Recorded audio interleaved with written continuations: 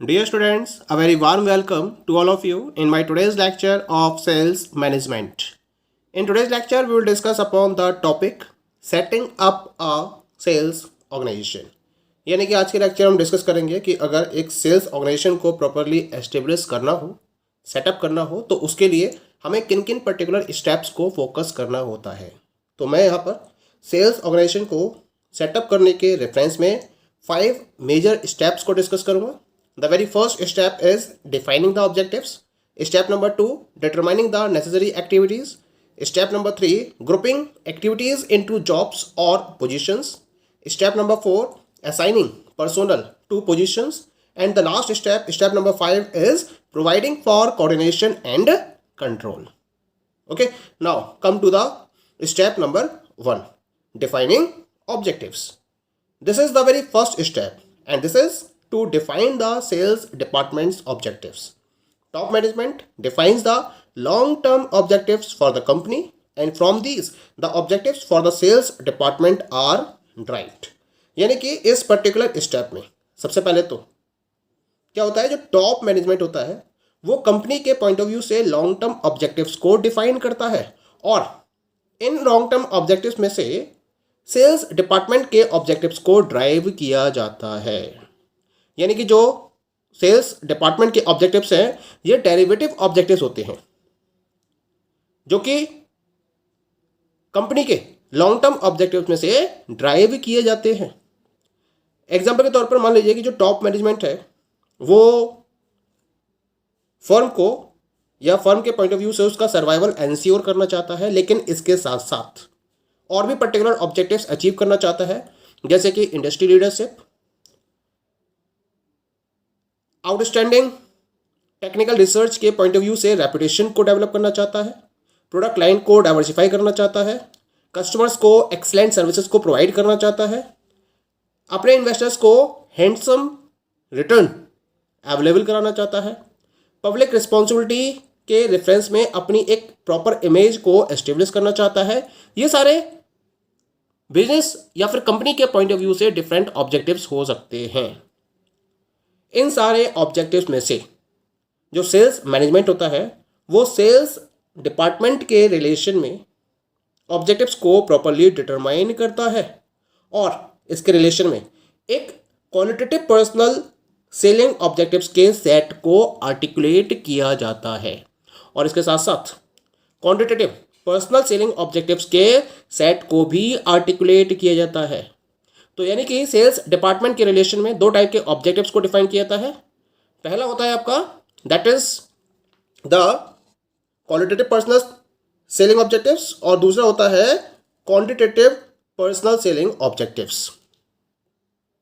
ठीक है, sales department के लिए जो क्वालिटेटिव ऑब्जेक्ट्स सेट को डिसाइड किया जाता है वो जनरल पॉलिसीज के रिगार्डिंग एक बेस का काम करता है, जिसके बेसिस पर लॉन्ग टर्म परफॉर्मेंस को प्रॉपरली गवर्न किया जाता है। जबकि क्वांटिटेटिव ऑब्जेक्टिव सेट की जब बात की जाती है तो ये एक तरीके से जो कंपनी के day to day operating sales policies और प्रोग्राम्स को फॉलो किया जाएगा उसको डेवलप करने के लिए एक फाउंडेशन का काम करता है। यानी कि सेल्स डिपार्टमेंट के रिलेशन में जो डे टू डे ऑपरेशंस हैं उनके रिगार्डिंग जो सेल्स पॉलिसीज हैं, जो प्रोग्राम्स हैं, उनको डिसाइड किया जाता है इन क्वांटिटेटिव ऑब्जेक्टिव्स के बेसिस पर। Clear? Now we come to the next step, that is the step number 2, determining of activities. Objectives आपने सेट कर लिए हैं। ऑब्जेक्टिव्स को सेट करने के बाद आप एक्टिविटीज को डिटरमाइन करोगे, लेकिन केवल और केवल हमें क्या करना होता है, एक्टिविटीज को हम तभी डिटरमाइन कर सकते हैं जब हम वॉल्यूम ऑफ परफॉर्मेंस को प्रॉपरली एस्टिमेट कर लें।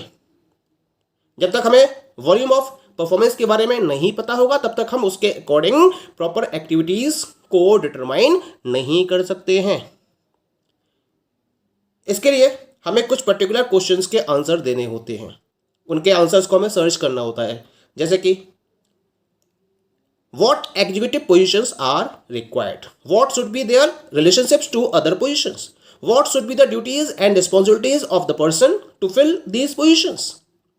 यानी कि हमें कौन कौन सी एग्जीक्यूटिव पोजीशंस की रिक्वायरमेंट है, इन पर्टिकुलर पोजीशंस के अदर पोजीशन के साथ में क्या रिलेशनशिप्स होंगे, जो इन पोजीशंस को फिल करेंगे पर्सोनल्स, उनकी ड्यूटीज और रिस्पॉन्सिबिलिटीज क्या होंगी।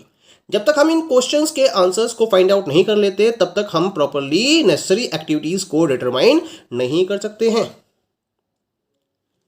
नेसेसरी एक्टिविटीज को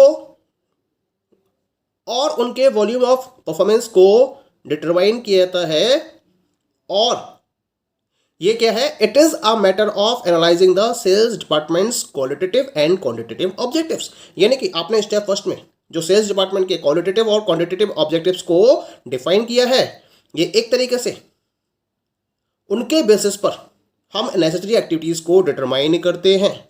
और जब हम क्या करते हैं, through examination discloses which activities must be perform in what volume. और जब हम इन सारे फैक्टर्स को प्रॉपर्ली एनालाइज कर लेते हैं तब हम ये डिसाइड कर लेते हैं कि हमें कौन कौन सी एक्टिविटीज़ को परफॉर्म करना है और कितने वॉल्यूम में ये एक्टिविटीज़ परफॉर्म की जाएंगी।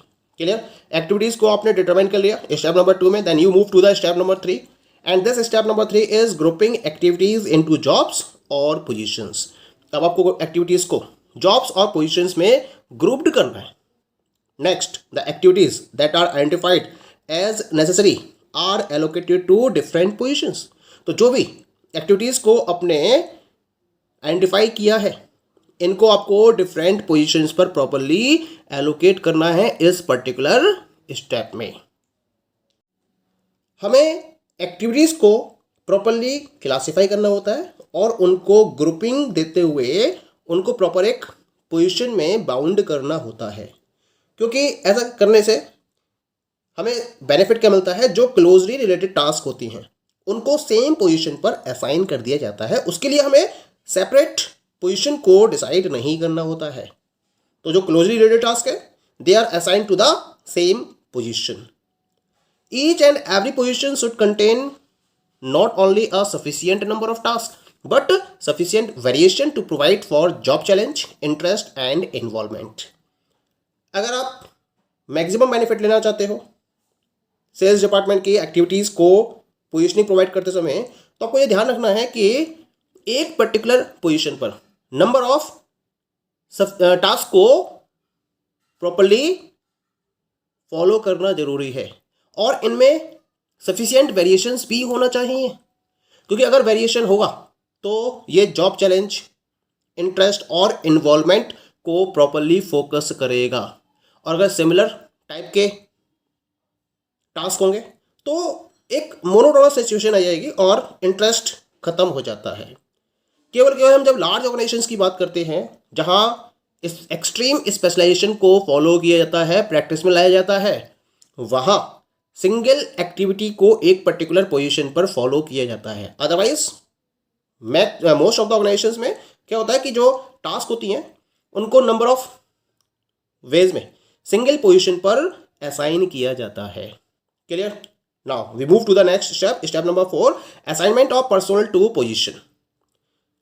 अब इस स्टेप में आपको जो आपने डिफरेंट पोजीशंस डिसाइड की हैं उनमें पर्सनल्स को असाइन करना होता है और इसमें हमें एक पर्टिकुलर क्वेश्चन को फेस करना होता है और उसका आंसर सर्च करना होता है। और क्वेश्चन क्या आता है, whether to recruit special individuals to fill the positions और to modify the positions to fit the capabilities of available personnel. तो यहां पर आपके पास दो सिचुएशंस हैं। पहली सिचुएशन है कि जो आपने पोजीशंस क्रिएट की हैं उनको आप स्पेशल इंडिविजुअल्स को रिक्रूट करते हुए फिल कर सकते हो, या फिर आप क्या करोगे, जो अवेलेबल पर्सोनल हैं उनकी कैपेबिलिटीज के अकॉर्डिंग या उनको फिट करते हुए आप पोजीशन को मॉडिफाई करने की कोशिश करोगे। तो दो वैरायटी है यहाँ पर और इन दो वैरायटीज में से आपको एक को सिलेक्ट करना होता है और ये दोनों ही एक कंट्रोवर्शियल सिचुएशन को क्रिएट करती हैं। लेकिन जहाँ तक प्रैक्टिस की बात की जाती है तो जो प्लानर्स हैं वो सिचुएशन के अकॉर्डिंग बिहेव करते हैं और मोस्ट ऑफ द सिचुएशंस में क्या होता है, जो आपने पोजीशन डिसाइड की है उनमें आप स्पेशल इंडिविजुअल्स को रिक्रूट करते हो और फिर उन्हें छोड़ देते हो उस पर्टिकुलर जॉब में खुद को ग्रो अप करने के पॉइंट ऑफ व्यू से।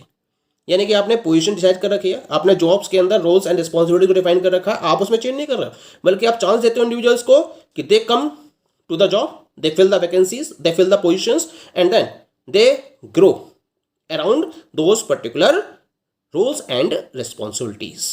तो इस तरीके से अब आपने क्या कर दिया, इस स्टेप में आपने पोजीशंस को पर्सोनल से असाइन कर दिया है। यानी कि आपने जो जॉब्स फॉलो की हैं, जो पोजीशंस फॉलो की हैं, उनको परफॉर्म करने के पॉइंट ऑफ व्यू से डिफरेंट पर्सोनल्स को असाइन कर दिया गया है इस पर्टिकुलर स्टेप में। The last step, step number 5 is provisions for coordination and control. अब आपको अपनी सेल्स एक्टिविटीज़ को या जो सेल्स ऑर्गेनाइजेशन की डिफरेंट एक्टिविटीज़ हैं उनको प्रॉपर्ली कोऑर्डिनेट करना है और कंट्रोल करना है। उसके रिगार्डिंग प्रोविजंस को सेटअप करना होता है अंडर द स्टेप नंबर 5। हम यहाँ बात करते हैं उन सेल्स एग्जीक्यूटिव्स की जिनको उनके टीम के मेंबर्स प्रॉपर्ली रिपोर्ट करते हैं। यानी उनके पास एक लाइन अथॉरिटी है और उस लाइन अथॉरिटी में जो उनके अंडर में काम करने वाले सेल्स पर्सनल्स हैं वो उनको प्रॉपर्ली रिपोर्ट करेंगे। तो उनको ऐसे मीन्स की, ऐसे रिसोर्सेज की, ऐसे टूल्स की रिक्वायरमेंट होती है जिसके बेसिस पर वो अपने सबऑर्डिनेट्स को प्रॉपर्ली कंट्रोल कर सके और उनके एफर्ट्स को प्रॉपर्ली कोऑर्डिनेट कर सके। अब यहाँ पर एक कंडीशन आती है, मान लीजिए कि जो आपके सेल्स एग्जीक्यूटिव्स हैं जिनको प्रॉपर्ली अपनी सेल्स फोर्स को या अपने सबऑर्डिनेट्स को कंट्रोल करना है, उनके एफर्ट्स को कोऑर्डिनेट करना है, अगर आपने उनको डिटेल्ड और अनडेलीगेटेड रिस्पॉन्सिबिलिटीज़ का बर्डन दे रखा है, यानी कि उनके काम को आपने ओवर बर्डन कर रखा है, तो कोऑर्डिनेशन के लिए उनके पास सफिशिएंट टाइम अवेलेबल नहीं होगा। या फिर आपने उनके अंडर में बहुत सारे सबऑर्डिनेट्स को असाइन कर रखा है जो उन्हें डायरेक्टली रिपोर्ट करेंगे, तो इससे क्या होगा, उनका ज़्यादातर टाइम क्या होगा, सबऑर्डिनेट्स को कोऑर्डिनेट करने में निकल जाएगा और जो क्वालिटी ऑफ कंट्रोल है वो कमज़ोर होती चली जाएगी और इसी वजह से वो अपनी अदर ड्यूटीज़ को डिस्चार्ज प्रॉपर वे में नहीं कर पाएंगे। तो दोनों ही केस में इनसफिशिएंसी क्रिएट हो जाएगी। तो दोनों ही पॉइंट का आपको ध्यान रखना है, ना तो उन्हें आपको ओवरबर्डन करना है उनके रोल्स और रिस्पॉन्सिबिलिटीज़ के रेफरेंस में, और ना ही उनके अंडर में आपको एक लिमिट से ज़्यादा सबऑर्डिनेट्स को असाइन करना है। इसका मतलब जो स्पान ऑफ एग्जीक्यूटिव कंट्रोल है इसको प्रॉपर्ली कंसीडर किया जाना जरूरी है अगर आप प्रॉपर्ली एक्टिविटीज़ को कोऑर्डिनेट और कंट्रोल करना चाहते हो सेल्स ऑर्गेनाइजेशन के रेफरेंस में। अब कंट्रोल और कोऑर्डिनेशन जब बात की जाती है तो इनको फॉर्मल और इनफॉर्मल दोनों ही तरीकों से ऑब्टेन किया जा सकता है। जो स्ट्रॉन्ग लीडर्स हैं जिनका अफेक्ट मैक्सिमम होता है वो इनफॉर्मल बेसिस को फॉलो करते हुए ही अपने सबऑर्डिनेट्स के एफर्ट्स को प्रॉपर्ली कंट्रोल और कोऑर्डिनेट कर सकते हैं। लेकिन जब हम बाकी की बात करेंगे तो इसके लिए डिफरेंट टाइप के फॉर्मल इंस्ट्रूमेंट्स का भी यूज किया जा सकता है, और एक स्पेशल इंस्ट्रूमेंट क्या है यहाँ पर, that is known as the written job description. इस पर्टिकुलर इंस्ट्रूमेंट में हर जॉब के रिगार्डिंग प्रॉपर्ली स्टैंडर्ड्स को सेट किया जाता है। यहाँ एक रिपोर्टिंग रिलेशनशिप को एस्टेब्लिश किया जाता है, जॉब ऑब्जेक्टिव्स को डिसाइड किया जाता है, ड्यूटीज़ एंड रिस्पॉन्सिबिलिटीज़ को डिफाइन किया जाता है और परफॉर्मेंस मेजरमेंट को भी डिसाइड किया जाता है। और इसके बेसिस पर जो सबऑर्डिनेट्स हैं उनके एफर्ट्स को प्रॉपर्ली कोऑर्डिनेट और कंट्रोल किया जाता है। Okay, so these are the steps on the basis of which a sales organisation can be set up. Okay, thank you.